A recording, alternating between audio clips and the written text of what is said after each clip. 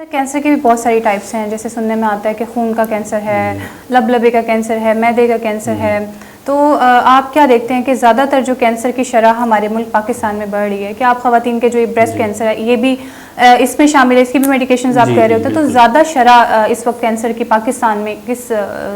قسم کے کینسر کی؟ بلڈ کینسر زیادہ تر پیشنٹ جو ہیں وہ بلڈ کینسر کے جو ہیں، یا اے ایل کے ایکیوٹ لیمفوسائٹک لیوکیمیا یا سی ایل ایل کے، اس طرح کے پیشنٹ زیادہ تر وہ ہمیں دیکھنے کو ملے ہیں۔ جو بریسٹ کینسر ہے اس کی شرح بھی کافی بڑھتی جا رہی تھی۔ ریسنٹلی جو ہے ہمارے ہاسپٹل نے بھی اس پر وہ ایک اویئرنیس پروگرام سٹارٹ کیا تھا، اس میں ایوری 6 منتھ اور آفٹر 1 ایئر جو ہے وہ ایک پراپر سیشنز ہوتے ہیں، جس میں فیمیل صرف انوائٹڈ ہوتی ہیں، ان کو گائیڈ لائن دی جاتی ہے تاکہ وہ اپنے ایریاز میں ڈفرینٹ جو ہے وہ جائیں جہاں ان لوگوں کو گائیڈ کریں۔ تو اس طرح کے اویئرنیس پروگرام بھی سٹارٹ ہوئے ہیں، ہم پلانٹ سے بھی کر رہے ہوتے ہیں۔ اور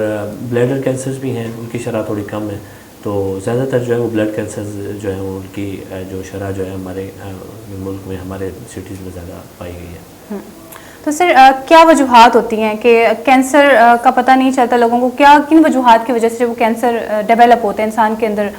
کینسر کی جڑ کہاں سے پیدا ہوتی ہے؟ جی بیسیکلی نا کینسر کازنگ سیلز جو ہیں وہ آہستہ آہستہ جو ہے نا وہ ہماری باڈی میں ڈیولپ ہونا شروع ہو جاتے ہیں۔ تو ہوتا کیا ہے، ہمارے جو باڈی کا امیون سسٹم ہے نا،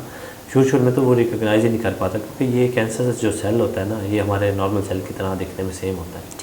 ٹھیک ہے، اب اس کا ہوتا کیا ہے، جیسے جیسے وہ باڈی کے اندر ڈیولپ ہوتا ہے نا، تو ویسے آہستہ آہستہ جو ہے وہ کیا کہتے ہیں، یہ اسٹیجز اس کی 1 2 3 اس طرح اسٹیجز جو ہیں وہ بڑھتی جاتی ہیں۔ اب مسئلہ یہ ہوتا ہے کیونکہ کینسر سیل اور نارمل سیل دکھنے میں سیم ہے، اب ارلی اسٹیج میں اسیسمنٹ نہیں ہوئی،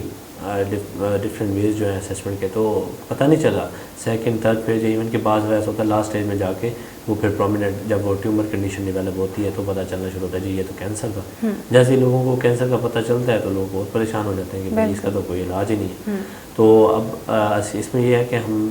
کیا کہتے ہیں پیشنٹس کو یہ گائیڈ کرتے ہیں کہ آپ کے ارلی اسیسمنٹس ہونی چاہیے، کوئی بھی اس طرح کی اگر آپ کو کنڈیشنز ڈیولپ ہو تو آپ کو پراپر جو ہے وہ لیب ٹیسٹ۔ تو کیا چینجز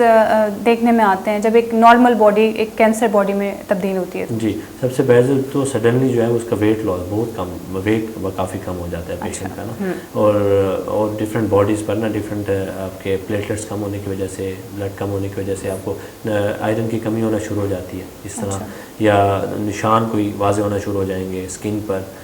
ریڈنس آنا شروع ہو جائے گی۔ اور ویٹ لاس میجر اس کا یہ ہوتا ہے کہ ویٹ لاس بہت ہونا شروع ہو جاتا ہے، ایون کہ 10-12 کلو ایک دم ویٹ آپ کا کم ہو جاتا ہے، اس طرح کی کنڈیشن ڈیولپ ہونا شروع ہو جاتی ہیں آہستہ آہستہ آہستہ۔ تو پھر یہ کیا ہوتا ہے جب لاسٹ اسٹیج میں پہنچتے ہیں ہم لوگ، تب جو ہے وہ کیا کہتے ہیں اس کو اسیس کرواتے ہیں، پھر پتہ چلتا ہے یہ کینسر ہے۔ اور لاسٹ اسٹیج پر آپ کو پتہ ہے کینسر کا جو ہے وہ بیسیکلی علاج میں یہ ہے کہ یہ کینسر سیل کو فردر گروتھ ہونے سے روکتا ہے، اس کو ختم نہیں کر سکتے، اس کو فردر گروتھ ہونے سے روک سکتا ہے، اس کو ہم امپروو کر سکتے ہیں لائف اسٹائل موڈیفیکیشن سے، میڈیکیشن سے، اس کو مزید ڈیلے کر سکتے ہیں۔ اور اگر ارلی اسٹیجز پہ اسیسمنٹ ہو گئی ہے نا تب یہ ریورسیبل ہے، اگر لاسٹ اسٹیج میں پہنچ گیا تو اس کو کیا کرتے ہیں آہستہ آہستہ اس کو کنڈیشن بہتر پیشنٹ کی کر سکتے ہیں تھرو میڈیکیشن۔